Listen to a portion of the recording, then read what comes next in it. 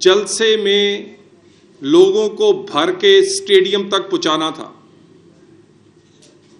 کوئی ایک فنکشن، ایک تقریب یوم آزادی کے حوالے سے نہ کے پی کے حکومت نے کی، یہ آپ آن ریکارڈ ہے، آپ چیک کر سکتے ہیں، اور نہ کوئی تقریب پنجاب نے کی، سوائے اس سے کہ وہ ایک جلسے کے لیے ساری تیاریاں کرتے رہے. اور جس جلسے کے میزبان پرویز الہی ہوں گے اس میں کیا تبدیلی آئے گی؟ وہ کس طرح کی تبدیلی ہوگی جس جلسے کا میزبان ہی پرویز الہی تھا؟ اور خان صاحب پرویز الہی آپ کو وہاں پہنچائے گا جہاں اس نے پرویز مشرف کو پہنچایا ہے. جو چودھری شجاعت حسین کا نہ ہو سکا وہ آپ کا ہوگا. وزارت اعلیٰ کے لیے انہوں نے آپ کو سر پہ بٹھایا ہوا ہے، اس کے دل میں کیا ہے یہ آپ کو پتا چلے گا جس دن آپ کو ادھر ہی پہنچائے گا جہاں پر پرویز مشرف کو پہنچایا ہے.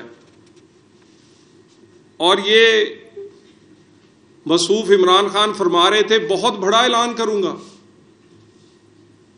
ہمیشہ شوبدہ بازی کر کے لوگوں کو پیچھے لگاتے ہیں. لوگ منتظر ہوتے ہیں کہ نہ جانے خان صاحب نے کون سا بڑا اعلان کر دینا ہے، کون سی بڑی چیز لے آئیں گے کہ یہ کوئی نیا پاکستان میں کوئی سیاسی طوفان آنے والا ہے. پورے جلسے میں کوئی بڑا اعلان تو نہیں ملا. بڑا زور سے خان صاحب نے معافیاں ضرور مانگی ہیں، صفائیاں ضرور دی ہیں، مختلف ویڈیوز دکھا کے اپنی صفائیاں دیتے رہے ہیں خان صاحب.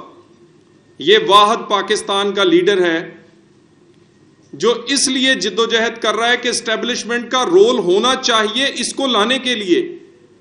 پاکستان کی 75 سال میں ہر جماعت نے اس لیے جدوجہد کی کہ اسٹیبلشمنٹ کو نیوٹرل ہونا چاہیے، مگر یہ چاہتا ہے کہ اسٹیبلشمنٹ کو میرے پیچھے، میرے گناہوں کو کے پیچھے کھڑے ہونا چاہیے اور مجھے اقتدار تک پہنچانا چاہیے.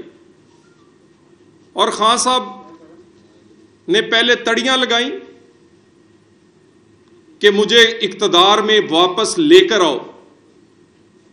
پہلے اسٹیبلشمنٹ اور فوج کے گریبان کو پکڑتے رہے، اور جب بات نہیں بنی تو اب پاؤں پڑ رہے ہیں، صفائیاں دے رہے ہیں، معافیاں مانگ رہے ہیں.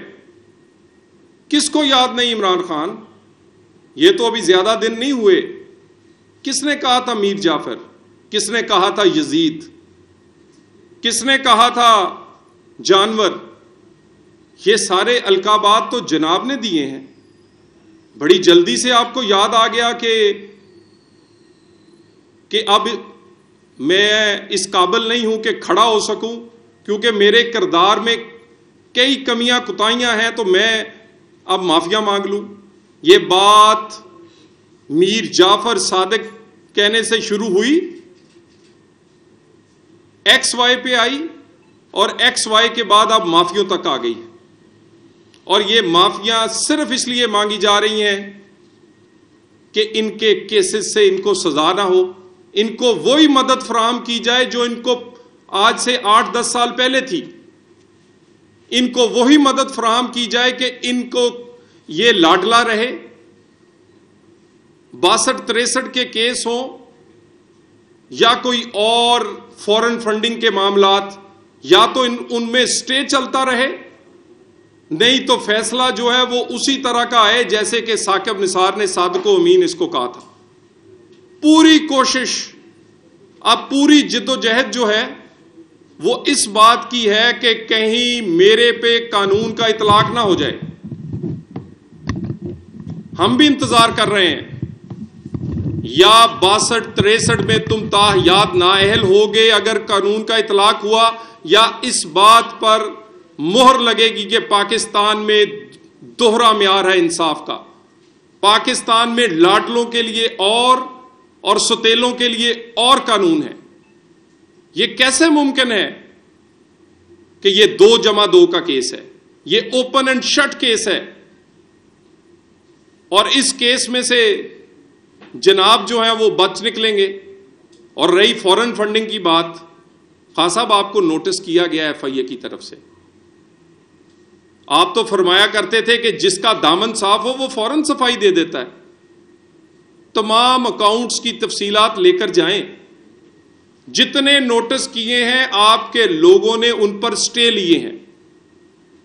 سندھ ہائی کورٹ سے, کے پی کے ہائی کورٹ سے آپ نے ان نوٹس کو سٹے کروایا ہے, کیونکہ آپ کو پتا ہے کہ آپ کا ایک بندہ بھی پیش ہو گیا تو پھر آپ کی ساری اصلیت جو ہے وہ کھل کے سامنے آ جائے گی. اگر آپ کا دامن صاف ہے تو کیوں سٹے لیتے ہیں؟ 8 سال آپ نے پہلے سٹے پہ گزار دیے, اب پھر آپ ایف آئی اے کے نوٹسز پہ در پہ عدالتوں میں جا کر کاروائی رکوا رہے ہیں. اور یہ کاروائی رکوا رہے ہیں صرف عمران خان کے میرے تک چیزیں نہ پہنچ جائیں. اس کے بعد شہباز گل, خان صاحب نے تو ساری زندگی گزاری لوگوں کو استعمال کرتے ہوئے, اور جس کو استعمال کر دیتے ہیں پھر اس کو ایسا ڈسپوز آف اور ڈسٹ بن میں پھینکتے ہیں کہ یاد بھی نہیں کرتے. اور یہ کہانی ماجد خان سے شروع کی تھی, نعیم الحق سے لیتے, وہاں سے چلتی چلتی یہ جہانگیر ترین, اور اب تو شہباز گل کی بھی باری آ گئی ہے. اپنی جان کیسے چھڑائیں گے آپ؟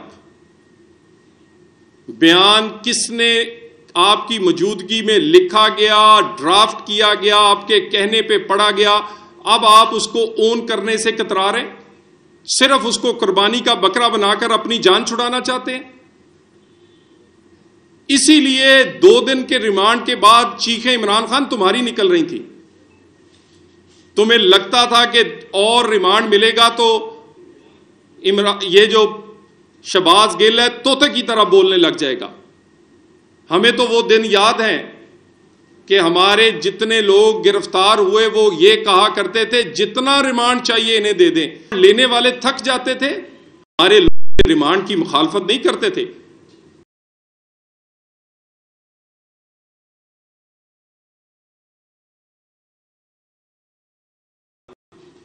آپ کو تو بڑی سہولت حاصل ہے آج بھی.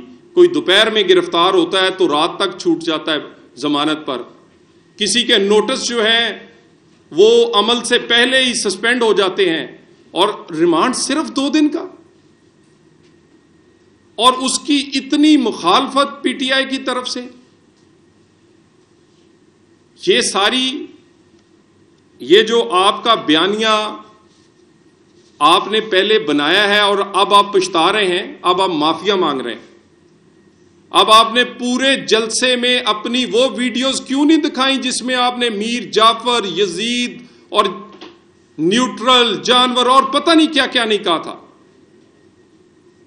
آپ جتنے مرضی پاکستان کے رہنماؤں کی ویڈیوز دکھائیں گے ان میں بڑا فرق ہے. تنقید اور بغاوت میں فرق ہوتا ہے. تنقید سب نے کی ہے, لیکن بغاوت اور بدتمیزی اور شہداء کے ساتھ جو سلوک آپ لوگوں نے کیا ہے, یہ جو اس کی انویسٹیگیشن جاری ہے اس میں بھی آپ کو بڑی تکلیف پہنچ رہی ہے. اس میں بھی آنٹی پنکی پیرنی کے بیٹے اسلان خالد جو ہیں وہاں تک یہ بات, اور پھر یہ وہاں پنکی پیرنی تک پہنچے گی.